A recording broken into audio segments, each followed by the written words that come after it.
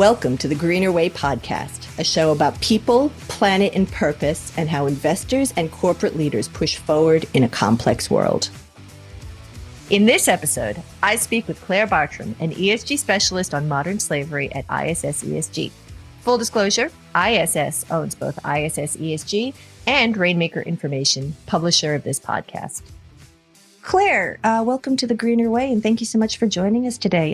Can we start off with just a little bit of introduction and how it is that you came to be the specialist on modern slavery and its implications for ISS ESG? Yeah, sure. Thanks, Rachel, for having me. So I am the ESG specialist in modern slavery with ISS ESG, and I work across our global teams leading our research on modern slavery and also collaborative engagement services for institutional investors. My background my academic background is in modern slavery, and I've been working in human rights, education and labour rights. And so I've just joined the role with ISS about a year ago, and it's a brand new role for the company and it's a priority for us and obviously for investors. So we've got a lot of exciting projects lined up. Well, you came straight out the gate, Clare, with this joint study between ISS ESG and Monash University, which I found really interesting because it uncovered that there are some significant areas of concern and risk amongst ASX-listed companies when it comes to modern slavery. Can you give a little bit of a background as to the conclusions of the report and, where to from here now that you and Monash have identified some areas of concern? So the study that we did with Monash Centre for Financial Studies was looking at ASX 300 reporting under the Modern Slavery Act that we have in Australia. And we looked at the first year of reporting under the Act and broadly where there are gaps in reporting. And what we found was that really there were three key gaps in modern slavery reporting and also risk management and performance. And so those were primarily that companies are overlooking risk within their operations. So I think typically when we think of modern slavery, we think of risks within supply chains, which is primarily where the risk occurs. And it's obviously a hidden crime and it's concealed within complex and fragmented supply chains where labour is outsourced to regions where there aren't strong labour protections. That doesn't mean that there aren't risks within company operations, particularly where they might be operating in high-risk countries facing conflict, countries where there's high levels of corruption or poverty, and also where the workforce demographics might leave workers more vulnerable to modern slavery. So, for example, if they rely a lot on temporary migrant workers or seasonal workers in the agricultural sector, for example. So that was the first gap that we identified. So around 40% of ASX 300 companies have operations in countries that are considered vulnerable to modern slavery, but only 4% in their modern slavery statements are identifying that they have high-risk operations. And then the second gap that we identified was within supply chain risks. So this was really found that companies were overlooking the risks within their extended supply chain. So we've seen quite a few examples in the past year with raw materials that are sourced from the Xinjiang Autonomous Region, where Uyghur workers are reported to be subject to forced labour. So polysilicon in solar panels and cotton among some. And so those risks are really in the extended supply chain, so not where companies have direct relationships with suppliers, but where it might be their fourth, fifth tier that they're sourcing raw materials from. So that was the second gap. And then the third was on remediation. And so this is a challenge across the board, not just for Australian companies. It's a core pillar of the UN guiding principles on business and human rights, but it's often the overlooked pillar. But it's fundamentally important because it's really about how we meaningfully provide compensation and justice and restoration for victims of modern slavery, where a company has actually identified an incident of modern slavery in their operations or in their supply chain. Without seeming too callous, Clare, why does it matter? I mean, obviously there's legal compliance that comes through the Modern Slavery Act, both the federal legislation and then the New South Wales version of it. But why should investors care that there are these gaps in the companies that they're invested in? So aside from the moral case, which I think it's important that we keep coming back to that because fundamentally, I think as consumers and as investors and as business owners, we want to make sure that the products and the industries that we are involved in have fair and dignified conditions for workers. That's really at the heart of why modern slavery matters. And I think it's important that we put that first. But there is also a really strong business case for why investors should address modern slavery. And I'll just touch on two. The first, as you mentioned, is regulatory pressures. And the modern slavery regulatory landscape is rapidly evolving. We have seen modern slavery legislation passed in Australia and in the UK, which builds on legislation in California. This passed several years ago. But countries like Canada and New Zealand are also have acts at the moment that they're considering, legislation that's been proposed and going through public consultation. But then we also have the movement towards human rights due diligence that we're seeing in the EU and other jurisdictions. And that's really pushing a broader look at human rights, but also has implications for modern slavery.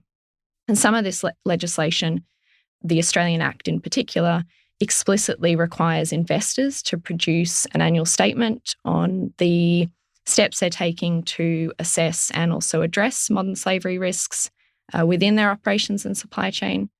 And the other kind of landmark move of the Australian legislation was to extend the reporting criteria to investments.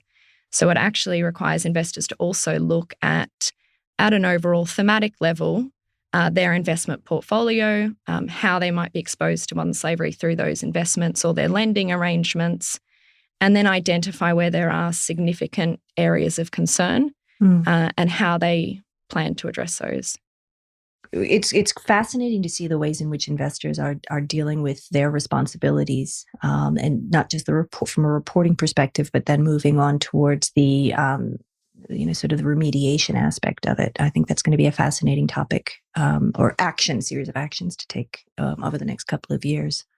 One of the other things that really struck me about the Modern Slavery Act is the sort of the progressive nature of it, and the fact that there's a review process that we're currently undergoing to see, how the first couple of years have worked and where changes need to be made.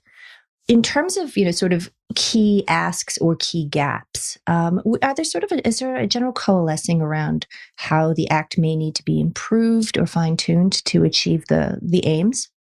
I think that, so the Modern Slavery Act review, which, as you said, we're going through the process at the moment, that was really another landmark move of the Australian legislation that's actually built into the legislation, this review process. So that's really positive first step that the government is going through that review. I think so the terms of reference that the government's released, and then they will go through a process of public consultation and table a report before Parliament with the findings of that review in March next year. But those terms of reference do cover off some of the, I guess, key criticisms that there have been of the Australian Act, but also broadly of mandatory disclosure legislation, which is the model that Australia took with the Australian Act. And so the review will consider issues like compliance and how compliance could be improved, whether there needs to be a change to the revenue threshold, so the companies that the legislation is applicable for, and also the reporting criteria and whether that sufficiently captures the steps that a company needs to take in order to address modern slavery. And I think the enforcement and the compliance has really been, we've seen a lot of discussion about that, even in the early stages of the review. And the UK, which the Australian legislation was modelled on, the government has actually committed to implement penalties for non-compliance with the Act. And while it hasn't been implemented as yet, I think that will put pressure on the Australian government to make sure that their legislation is keeping pace with the UK model. And the enforcement part of it is really critical because when we look at learnings from the UK and 6 years of reporting under the legislation, the figures are that around 60% of companies that are required to report are not even producing a statement.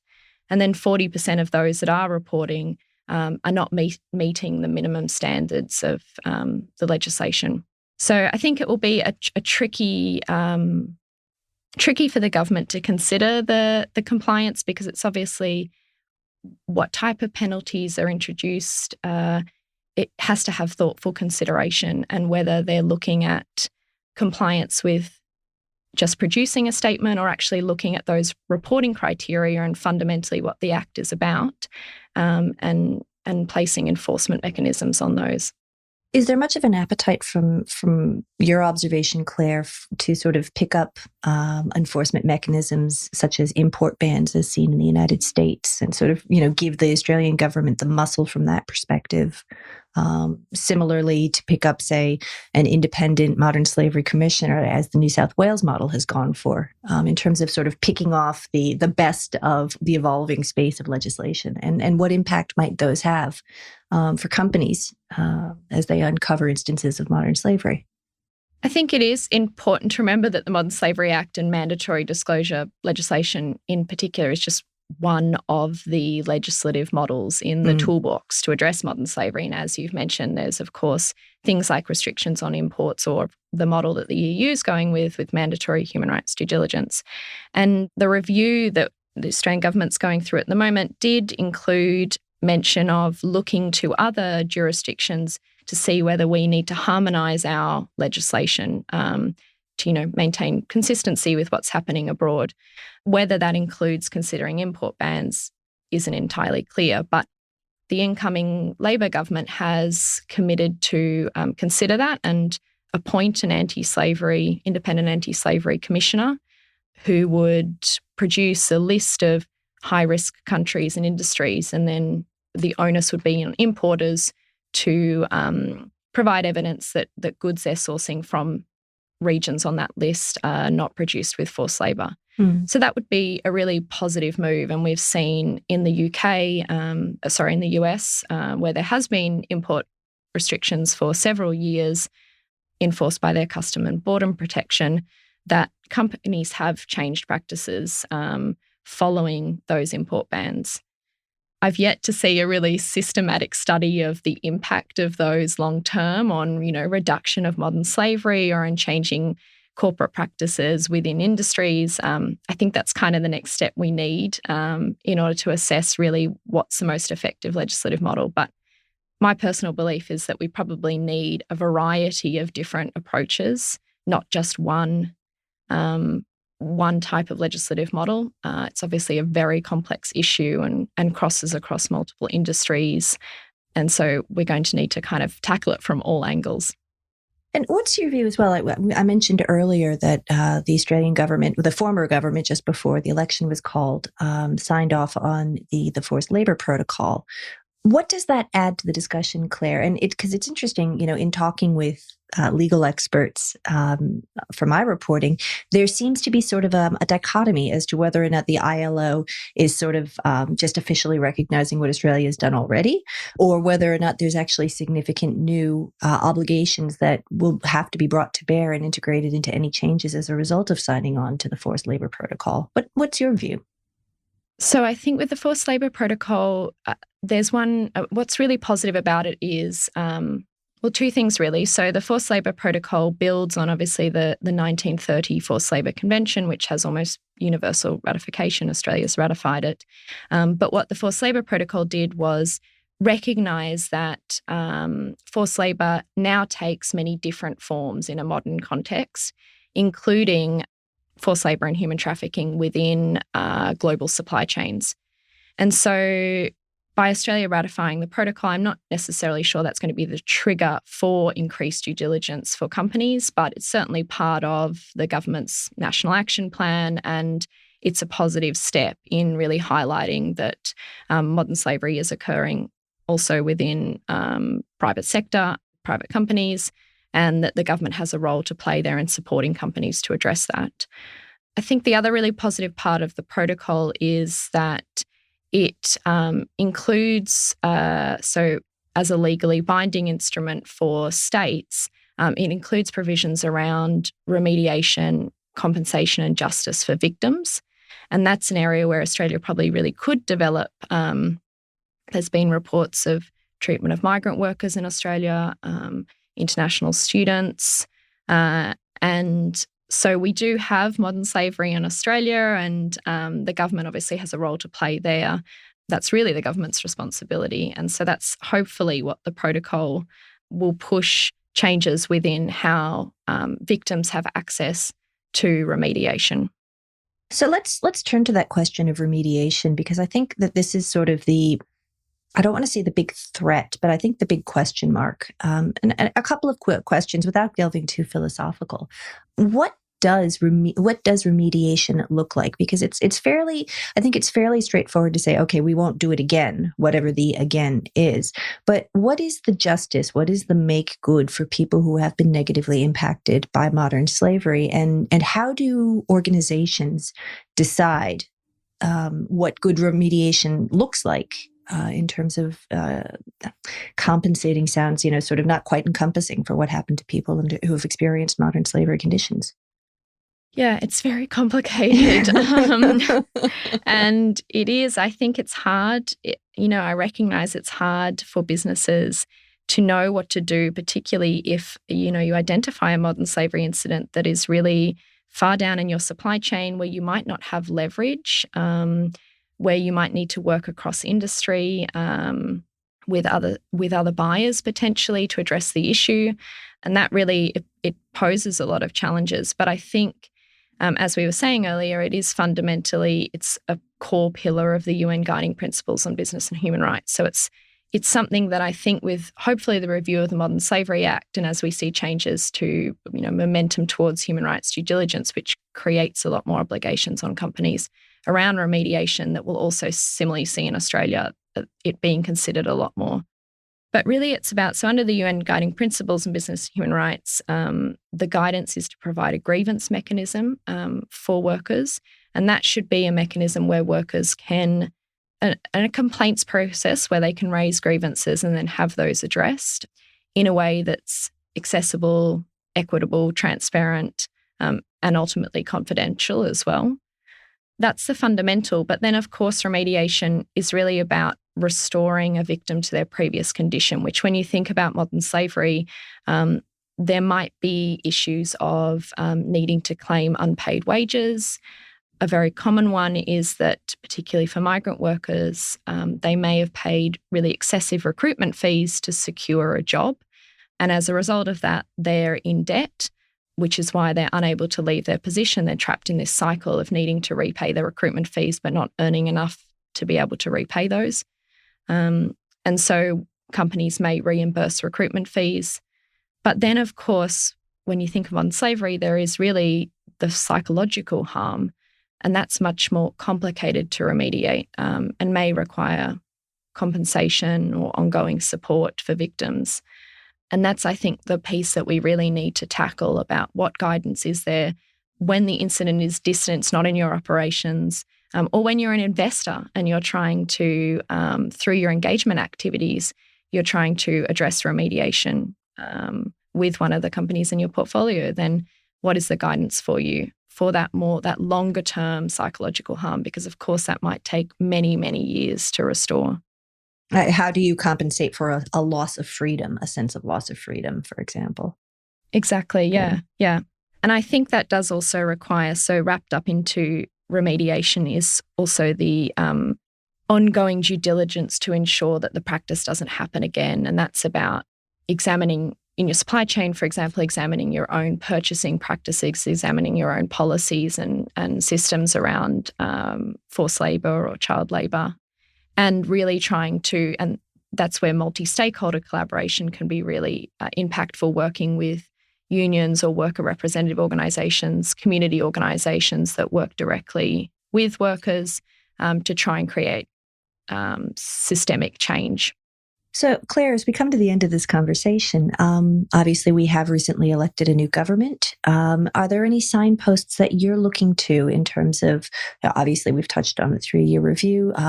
Are there platforms within the Labour Party that you would think would have bearing on the way in which modern slavery is adjudicated, remediated, and things that you'll be looking out for over the next couple of years in Australia?